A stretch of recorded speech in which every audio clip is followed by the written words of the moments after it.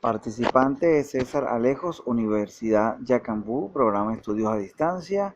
En esta oportunidad vamos a dialogar un poco respecto a cómo se organiza un archivo de oficina, elementos y características importantes. Una vez que nos hemos puesto a la disposición de desarrollar el siguiente tema, comenzaríamos hablando un poco respecto a cómo se organiza un archivo de oficina. Pudiéramos decir que el archivo de oficina es aquel que reúne la documentación en trámite en busca de solución a los asuntos iniciados, sometida a continua utilización y consulta administrativa por las mismas oficinas u otras que la soliciten. Es importante entonces que nosotros aclaremos primero lo que es un archivo, lógico, para poder comenzar a comprender lo que en sí organizaría, para que nosotros posteriormente, ya teniendo definido el tema y teniendo definido, comprendiendo lo que es un archivo, ahora cómo nosotros entonces vamos a utilizar lo que es la parte importante que vamos a desarrollar para que estemos claros en el tema y el propósito que queremos nosotros compartir en el día de hoy. ¿Cómo organizar tu archivo en 5 pasos? Allí vamos a aclarar un poco respecto a un procedimiento lógico que se debe contribuir, que se debe desarrollar para ir logrando todos los propósitos que estamos buscando. Hablamos entonces de un archivo, comprendemos para qué nos utiliza, para qué él cumple su disposición, y entonces ahora vamos en 5 pasos a desarrollar cómo nosotros podemos organizar lo que al principio decíamos, un archivo. Entre el primer paso o el punto número 1, pudiéramos nosotros clasificar los documentos por su organización en grupos, ya que ello ayudará en la coordinación de sus categorías. Categorías o clases es para que diferenciemos a qué pertenece cada uno y que no se nos vuelva una mezcla y realmente no podamos identificarlos a la hora de que sea necesario buscar algún tipo de documento. Decida qué documentos se deben colocar en cada categoría. Cree secciones en cada categoría, ya que le ayudará en la gestión y organización de sus archivos. Lógicamente, lo que decíamos, una vez que nosotros organizamos por categorías, entonces pudiéramos decir que ya teniendo todo organizadito, vamos a proceder. Es decir, es por como pudiéramos poner un ejemplo sencillo. Si mezclamos nosotros, vamos a organizar una comida X, pero la colocamos con distintas especies, distintos alimentos, distintos contornos y hacemos una sola mezcla. Allí, si era, por ejemplo, un bistec con ensalada de tomate, cebolla y arroz, haciendo una sola mezcla, no vamos a distinguir ninguno de ellos. Por eso es que debemos utilizar siempre secciones y categorías. Como segundo paso, podemos crear subcategorías para que cada categoría tal vez le resulte difícil organizar un sistema de archivos en categorías y subcategorías, pero será conveniente después que el sistema de archivos esté organizado. Estos sistemas de archivos pueden ser útiles y además pueden simplificar el sistema de archivos mediante la división o secciones por subcategorías diferentes como lugar, fecha y nombre. Lo que decíamos también, es necesario que nosotros separemos, bueno, a usted le pertenece esto, aquí vamos a colocar las carpetas del 1 al 5 que van a simplificar oficios recibidos, del 6 en adelante oficios enviados, documentaciones internas que son las que se deben manejar y a través de esto iremos nosotros diferenciando un poco lo que nos están hablando respecto a categorías y subcategorías. Hay que caracterizar el sistema de carpetas mediante el uso de colores codificados para hacer todos los archivos importantes y mantenerlos separados unos a otros. Los colores importantes le ayudarán a encontrar cualquier archivo en cuestión en cualquier momento y no tendrá que comprobar cada carpeta cuando se necesita localizar un determinado archivo. Una vez que nosotros organizamos, una vez que nosotros colocamos, una vez que nosotros identificamos ya con números, como los indica acá en el punto número 3, con colores, colocándolos bien separados, le podemos ya ir dando forma a lo que es un archivo, que es lo que nosotros estamos buscando encontrar e identificar en la tarde de hoy, ya tener todo listo y ver cómo vamos a irlo preparando. Por eso es que hemos puesto con puntos y con pasos para poder entender lo que es el archivo que estamos organizando. Como punto número 4, utilice 3 a 5 colores. Use un color particular para cada categoría. Puede utilizar el color azul para los archivos de los hogares, el color rojo para los archivos médicos, el verde para los archivos financieros y el naranja para los archivos personales. Utilizando los colores se puede separar cada categoría.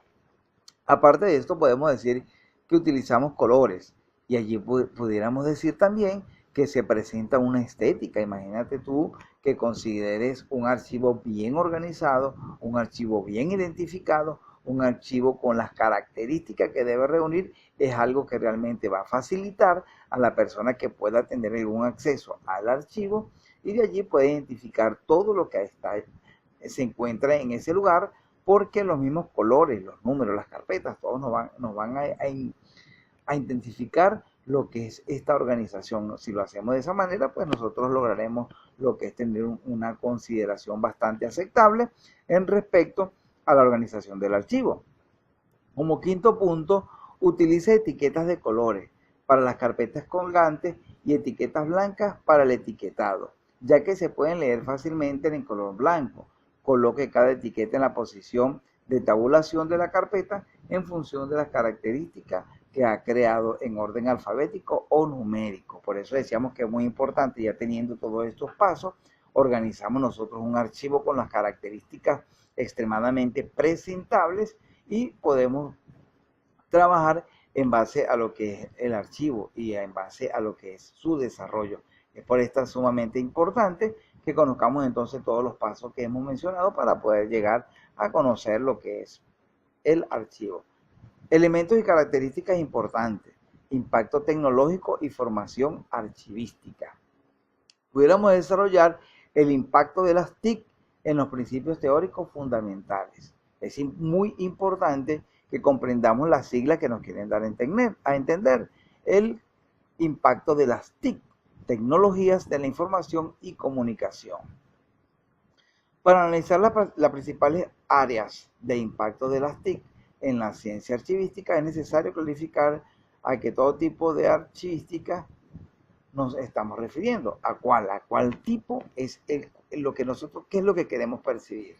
Dado que los movimientos más innovadores y conceptuales, más vanguardistas, no tienen una distribución absolutamente homogénea en el sector profesional internacional. Con todo, podemos considerar que actualmente existe una notable unanimidad en defender una profesión que se caracteriza por su carácter interdisciplinario. Hablamos entonces de tecnología de la información y comunicación. Muy claro en lo que queremos dar a entender. Por otro orden de ideas, señala José Ramón Cruz Mundet, la información archivística cumple siempre con 3 condiciones simultáneas que constituyen características definitorias. Pudiéramos mencionar como punto A, información interna, como punto B, información previsible y como punto C, información reglada. Todo organizado y todo bien estructurado, pues nos va a dar lo que estamos buscando nosotros, lo que queremos dar a entender.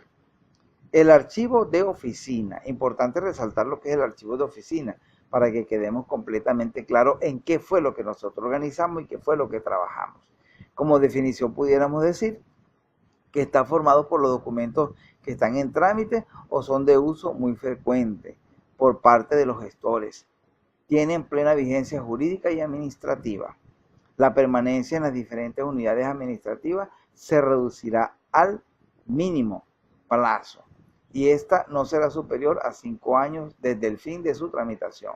Es importante aclarar bien lo que es un archivo, qué tiempo debemos conservarlo, cuál es la función que cumple, salvo excepciones razonadas. Los documentos de esta fase dan testimonio, ofrecen información y tienen potencialmente valor histórico. La formalización o documentación de los actos jurídicos administrativos. Los procedimientos tienen 5 etapas básicas. Debemos pasar por esas etapas para poder organizar. Recuerden que todo debe ser organizado. Por eso hablamos de archivos, hablamos de organización, hablamos de estructura, hablamos de colores, de números, de carpetas, colgantes, etcétera, etcétera, de pestañas, porque queremos organización. Entre esas etapas básicas pudiéramos decir la iniciación, ordenación, instrucción, finalización, ejecución, que debemos tenerlos muy claros. Según Luciano Parejo, actos de la administración con reflejo documental pueden clasificarse desde el punto de vista de la producción en actos administrativos principales, actos administrativos secundarios, actos de sujetos ordinarios o comunes. Claro, entonces, en vista de lo que estamos estudiando, pudiéramos mencionar también que las unidades documentales compuestas son los expedientes. Se puede definir el expediente como un conjunto ordenado de documentos o piezas documentales que materializan actuaciones secuenciales o procedimientos de la administración encaminadas a la resolución de un asunto. Claro, entramos entonces en lo que son los expedientes, cómo lo vamos a utilizar y qué función vamos a estar nosotros pendientes en lo que estamos comprendiendo, dando a entender. Porque una vez que hablamos de expedientes, ya sabemos cuáles son las funciones y qué está enmarcado en lo que aquí queremos. Los expedientes están compuestos fundamentalmente por las siguientes piezas documentales: solicitudes, memorias, propuestas, oficios, notas interiores, informes, certificados, notificaciones, documentos contables, facturas, órdenes, resoluciones, entre otros. Bien, para que logremos lo que es un expediente, ya cuando lo formamos. Recuerde que vamos por etapas, comenzamos lo que era un archivo, ahora vamos con lo que es un expediente porque debemos mencionar los elementos más importantes. Funciones de los archivos. Allí pudiéramos decir que el profesor de la Universidad Carlos III de Madrid habla, enseña, establece las siguientes funciones de los archivos: organización y puesta en servicio de la documentación administrativa durante ese periodo de máxima utilidad para la gestión administrativa. Muy pendiente: asegurar las transferencias periódicas al archivo de los documentos, aplicar principios y técnicas modernas de valoración. Esto nos va a enseñar, una vez que tengamos estructurado, instalar adecuadamente los documentos mediante locales y equipamientos que garanticen su conservación íntegra en el tiempo. Asegurar que las funciones para desarrollar el archivo estén establecidas y garantizan en un reglamento del servicio. Entre los puntos tomados, curso intensivo de gestión de archivos, esto fue por el licenciado Arcángel Sánchez y la licenciada Ana Virginia Tobar en el 2007, Caracas, Venezuela. Fue este curso intensivo que se hizo. Aquí vamos a mencionar estos puntos importantes que son los que nos van a ayudar a entender un poco el tema en el cual estamos hablando nosotros. Etapas de los archivos. Pudiéramos decir que hay una fase prearchivística, una fase archivística, fase intermedia, archivo central, fase histórica permanente, archivo histórico, el documento, y entre los tipos de documentos pudiéramos mencionar textuales, icónicos, audiovisuales, multimedia, para estar allí un poco entonces claros en lo que este curso se identificó, para entrar entonces a esto ya que pudiéramos desarrollar como principios fundamentales de la archivística. Pudiéramos decir que en 1918 Jaime II de Aragón ordena construir en el Palacio Real de Barcelona una cámara para conservar la documentación procedente de la Cancillería Real, constituida por fondos antes dispersos en distintos edificios de la misma y en otras villas y ciudades, viendo entonces que como punto de referencia 1318. En 1588 Felipe II da visto bueno a la instrucción para el gobierno del archivo y Simancas, en la que se describe expresamente como uno de los fines, sino el principal.